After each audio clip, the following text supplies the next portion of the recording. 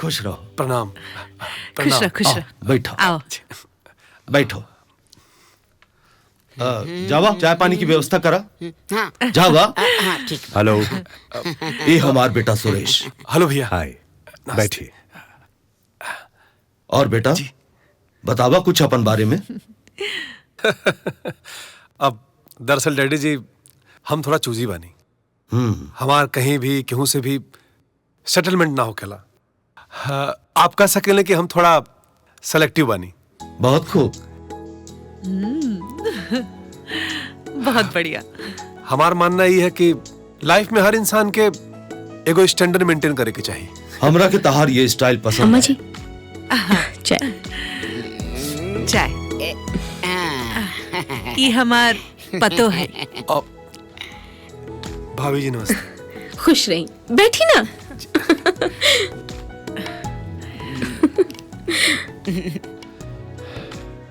रुकी, एकदम रुक जाई।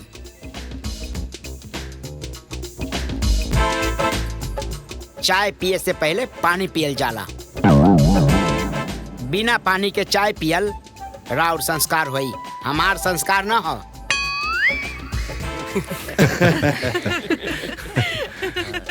ये छठुआ तो कुछ ज्यादा ही बदतमीज। ई तो बहुते भौचक आदमी लागा था। देखा बेटा, हमार बेटी रुचि तोहरा के बहुत मया करेला और हमार बेटी की खुशी हमार खुशी बा जी। और तहार जॉब, तहार पर्सनालिटी हमरा खानदान में बिल्कुल सूट करेला। हम बिल्कुल संतुष्ट बानी। थैंक यू डैडी जी। बेटा जी रउआ के माँ बाप के कोनो और इच्छा है? ना मम्मी जी, बिल्कुल ना। जहाँ हमार खुशी वहाँ हमारे माई बाबूजी की खुशी। फिर घर तो नहीं के तैयार। जी डैडी जी। तो हमार बेटी रही है कहाँ?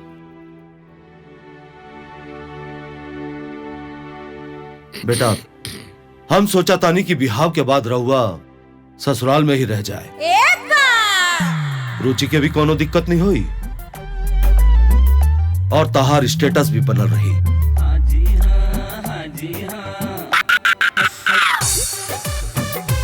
जी डैडी जी, वैसे ससुराल भी तो हमार घर बा। हम तो यहाँ लाइफ टाइम तक रह सकीला। हमारा कोनो प्रॉब्लम नहीं है। लेकिन बेटा रउआ के माँ बाप के अगर कोनो प्रॉब्लम हुई था?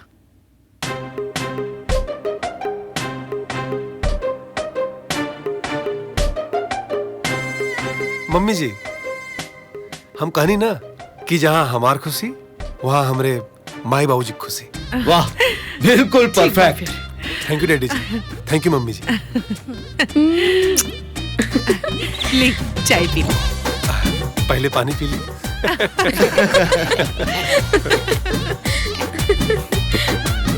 अब चाय।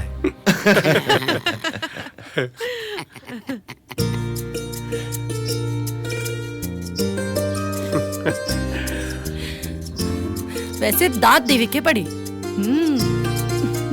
तो हाँ टैलेंट के तो कोनो जवाब ही नहीं खे। का बात बा, तू तो एक एक झटका में मम्मी पापा के अपन दीवाना बना लेला। तोरा के मालूम बा ना, जहाँ हमार स्टेटस मैच करला वहाँ हमार विचार ही मैच। हाँ हमके सब मालूम बा। हमारा status man. Thank you my woman. अच्छा अब हम मजाक हुई। अरे हेलो हेलो हेलो, रुकी रुकी, एकदम वही जा रुक जाई। छोट होके चाहे बड़, बिना पनामा पाती के घर से बाहर गए राउर संस्कार हो सकेला, हमार ना। प्रणाम। अब रवा जा सकेले। प्रणाम छोटू। छोटू न, टीपू, टीपू सुल्तान। ओके छोटू। ओके सुल्तान। नमस्ते। ठीक बा। जा सुल्तान। वैसे डार्लिंग, या घर के स्टेटस के हिसाब से ई नौकर ठीक ना लगा। का यार, तू हमेशा हर जगह स्टेटस खोजेला। आज बहुत खुशी के दिन है। आज हमनी के शादी के परमिशन मिल गई। आज तो फुल एंजॉयमेंट हुई ना।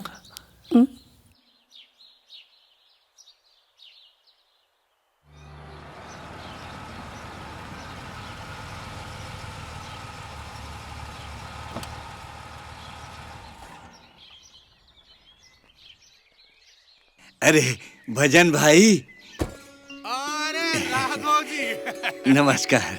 एने कहने एजे आईनी हा घर में हीरा छुपा के रखले बाड़ा। ई तोहार बेटा के शादी खातिर आइल बाड़े। अच्छा अच्छा प्रणाम प्रणाम। ए बाबू हाँ बाबूजी, लिया बतानी। देखो लो आइल बा। बढ़िया आदमी बड़े, बैठी बैठी। हाँ जी। अरे यहाँ के देखते हमरा बुझा गइल कि यहाँ के हमरा लड़का खातिर आइल बानी। 2-4 दिन से केहू न केहू अगुआ होते बा, 2-4 दिन से केहू न केहू के सत्कार होते बा। अच्छा तो बताओ जाओ। यहाँ के सीनियर इंजीनियर बाड़े। उहे नौकरिया जब मैं हमार लड़का नौकरी करेला। जी जी। अच्छा जी कहल जाओ। देखी राउर बेटा से अपन बेटी के शादी करे खातिर हम एकदम तैयार हैं। अरे महाराज तो हमहू तैयार बानी, बस हुकुम करी। रउआ लोगन के रहे खातिर एगो शानदार घर बनवा दे। अच्छा। आवे जाए खातिर एगो शानदार गाड़ी दे दे। अच्छा। और खाना पीना बनावे खातिर, सेवा पानी करे खातिर एगो नौकर रख दे। अच्छा। बाकी हमारे एगो शर्त बा। हाँ बताई। राउर लड़का हमारे घरे घर जमाई बन के रही। घर जमाई। घर जमाई। घर जमाई। एगो चर्चा को से आगल बढ़ता हमरा लड़का के किने आगल बढ़ा। एक ए है रुका तू अभी रुका तू तारू पाए करता नहीं। कहने बोला क्या रुका तू जय हमारा भी तू का एक मिनट। चल हम आता रहो। रुका तारा। अरे अरे ये पकड़ कीजिए। एक तहर गाड़ी के किने माफी के बाबूजी हमार लड़का किनबा तू सासू लड़का किन है हमार। ए हाय का छोड़ डाला अपना बेटी के बराती लोग ले जाके खिया। देखलू गाछ उगाई हम आम खाई दूसर ससुर लोग। ये कबो ना हो खदम अपना जीते जी। बाबूजी सब कहले का जरूरत रहा? अरे बबुआ काहे ना जरूरत रहे? केहू हमार जीवन भर के सहारा छीनी तो उस ससुर के छोड़ देम हम हैं? केहू हमार बुढ़ापा के लाठी तूरी तो ओकर हम गोड़ हाथ ना तूर देम। अरे बेटा ये तो गनीमत रहला कि उनका के लाठिए से दौड़ौनी हा। आगे से किनऊ धनकाई देखा के हमरा बेटा है किने कोशिश कैलन नु तो उहे बुझेन कि कोनो बेटा हाथ से पाला पड़ रहला। अरे बाबूजी ये बताओ खातिन बेटा के फोन कनिए रुगा। हां एकरा के मामूली बात समझता रू। बबुआ समझ ले ई तो अभी टेलर रहला। आगे से किनहु ऐसन हरकत कैले नु तो तूफान मचा देम हम।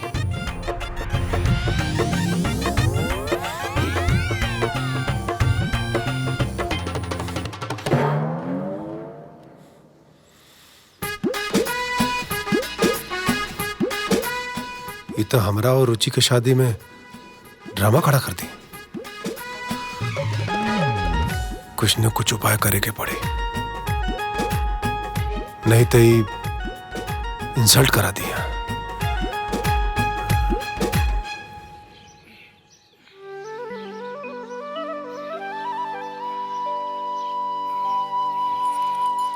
सुनो तारू हो का भैल जी का करता नहीं? बाजारे जाता नहीं कुछ घटल बढ़ल होके तो बता दो। अब अतनी एगो नया चदरा ले ले काहे से कि अब तो मेहमान उते जात रही हैं। एगो गंदा हो जाई तो एगो साफ रही ना। हाँ ना ना सही बात बा। घर में बिस्कुट उस्कुट बाकी ना आ उहो चेक करला कि घर में चाय पत्ती चीनी बाकी ना ना तो एकरो को स्टॉक में मंगा हल जाओ। अब रोजे केहू ना केहू तो देखो कि अबे करी। हाँ हाँ हाँ और बिस्कुटो ले ले।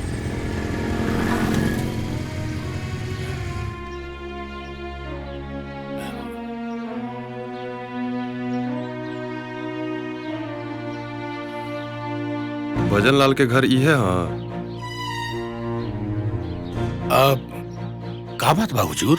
तोहरा खातिर नोटिस बा। नोटिस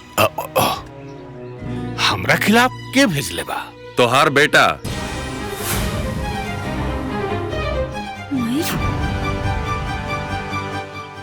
हमार बेटा? अरे हुजूर, लागत रउआ से कोनो गलती हो गइल बा। गलती से रउआ हमरा दुआरे आ गइल बानी। तोहरे नाम भजनलाल हवे ना? जी हुजूर। बेटा के नाम जीतूलाल? जी हुजूर। नोटिस में राउर बेटा ई जिक्र कैले बा कि तोहरा से ओकरा के खतरा बा। खतरा? हमनी से? का बात करतनी हुजूर? अरे जौन माई बाप अपना लड़का के जान से बढ़ के चाहेला, ऊ लोग से ओकरा का खतरा हो सकेला? ई ता तोहार बेटा ही बता सकेला। ई ला।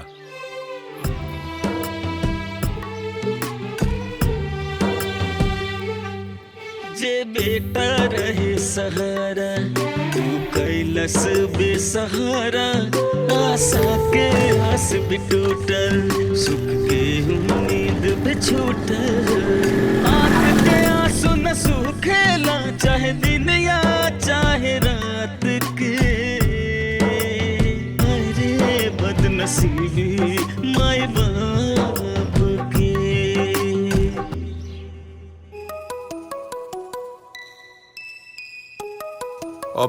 Excuse me. ओके सर।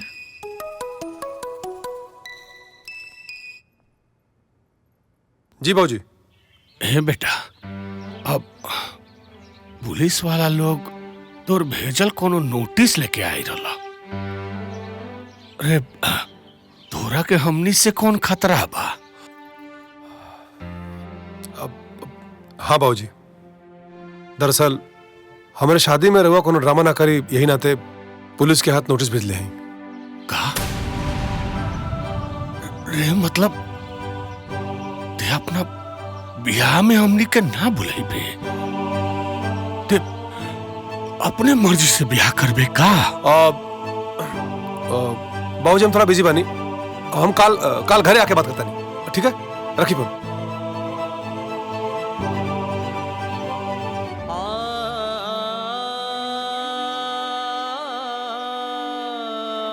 ब्याह नहीं।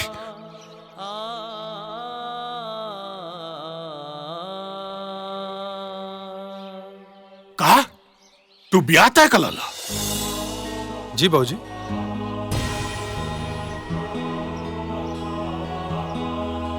ब्याह तय कर ला? हमनी से पूछला तक ना? बाबूजी मन पूछे का बा, वैसे तू भी आता करता, वैसे हम तय कर दानी। और एमन समस्या का बा?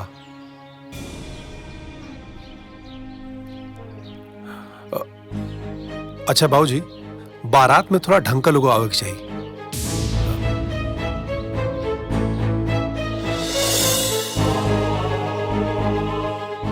कहे से कि हमारे ससुराल का स्टैंडर्ड थोड़ा हाई है, बेइज्जती ना होकर के चाहिए। ठीक है बाबूजी?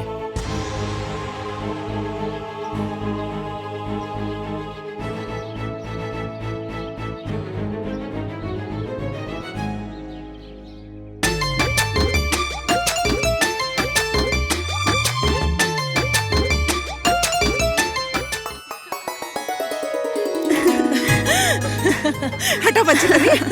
हाँ। ए बहनी, हम तनी जाके आवत आनी। जात हूँ। अरे सुना पहले, बिना हमरे दुल्हन का गृह प्रवेश भइले केहू जने जाइए। ठीक है। अरे हाँ माई, छोटन को नहीं खिलो कतरे? अरे ऊपर मई के बियाह में गइल बड़ी तो कैसे दिखी है? तनी हम चाय पी के आवत है ना। ज्यादा काम बा। बहनी कहाँ चाय पिए जात हो? ए जे चाय पानी शरबत कुल का व्यवस्था बा, पी के तो रहा है जे। कान खोल के सुन ले लोगन, बिना हमारे दुल्हन के गृह प्रवेश भइले क्यों जने जाइए। हाँ, चाची जी रुकी, हम चाय लेके आवत आनी।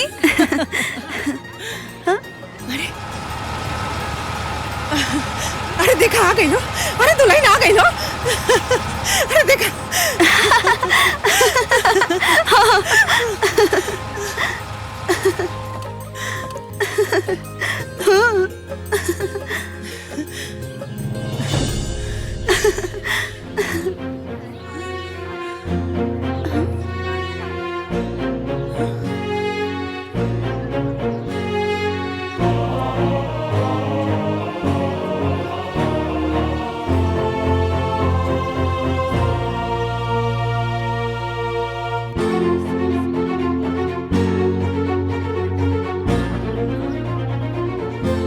दुल्हन कहाँ बाड़ी जी? रवा कुछ बोलत कहने की? दुल्हन कहाँ बाड़ी?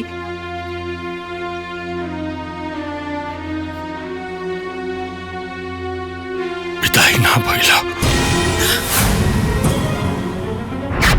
लेकिन काहे?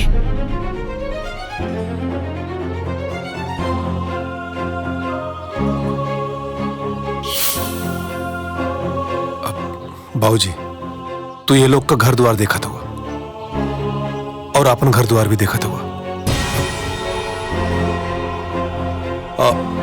तो तू बतावा कि रुचि वहां कैसे रही है? तू तो समझदार हुआ। जैसे ही गांव में घर बनवा ले, ओकरा बाद हम रुचि के लेके गांव चलाई। बाबूजी, हमारी बात समझी, ठीक है? अब जा लोगन। बाबूजी जाइए।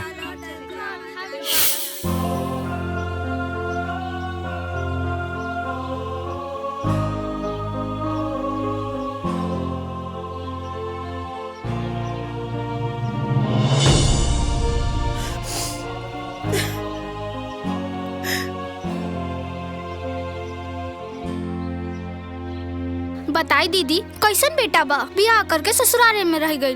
ओकर मतिये कुछ और रहिल। मत रोवा, चुपा रहा बेटी, समझावा माई के। बेचारी माई के एको गो सरधाना पुराइल हा। जाना तारू, बेचारी के सपना रहे पर पतों के घर में स्वागत करे के, बेचारी के सब सपना टूट गई। बतावा। चुप हो जा माई।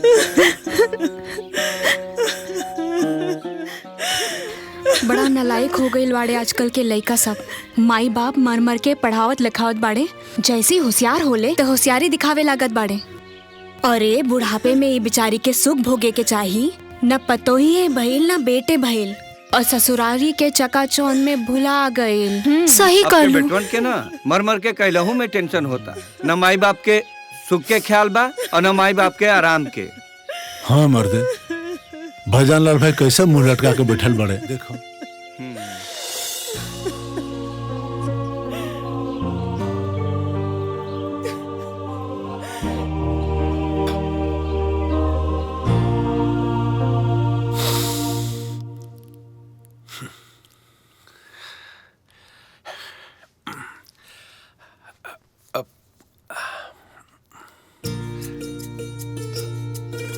हाई देखी मेहमान जी, दौड़ा दुल्हन के हम पकड़ के लेके आयल बानी। इनाते भाभी, काहे की सुहागरात दुल्हन के घर मनावल जाता।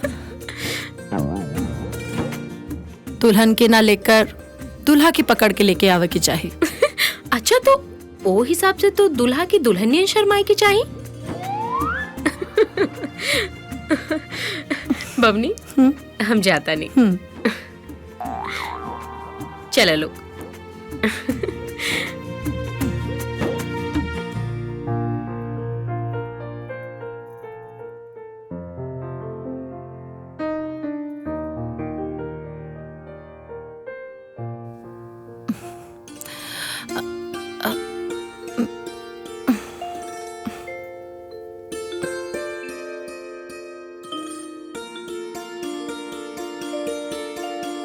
अच्छा, हमरा घर परिवार सब लोगन रवा के अच्छा लागल। तोरा के कैसे बताएं कि हमरा स्टैंडर्ड से हमरे ससुराल का स्टैंडर्ड पूरा मैच करता। खुशी के नाते हम पागल हो गल बानी। का भइल? अच्छा ना लागल का? अरे नाना, बहुत अच्छा, लोग बहुत अच्छा, और हम तो बहुत किस्मत वाला हैं। तोहरा जैसन मेहरारू मिलल हमरा के। Thank you. बाकी हमनी के इधर रहला से सासू माँ जी और ससुर जी के बुरा नालो लागल होई। हाँ, अरे कैसे बात करते हो? अरे उल्टा माई बाबूजी बहुत खुश होंगन। हाँ, माई और सिंपी तो गांव में घूम घूम के मिठाई बांटत हुई हैं। अरे वाह। हाँ, सुन के बड़ा अच्छा लागल। अच्छा, हमनी यहाँ कबले रुकल जाए? लागत है कि पूरा सपना आज तोड़ दी। अरे इहो तो अपने घर बा ना। हाँ उ तो है, पर अच्छा नानू। डोंट वरी, जल्दी जाइल जाए, पहले सुहाग रात तो मना लो जाए। हाँ?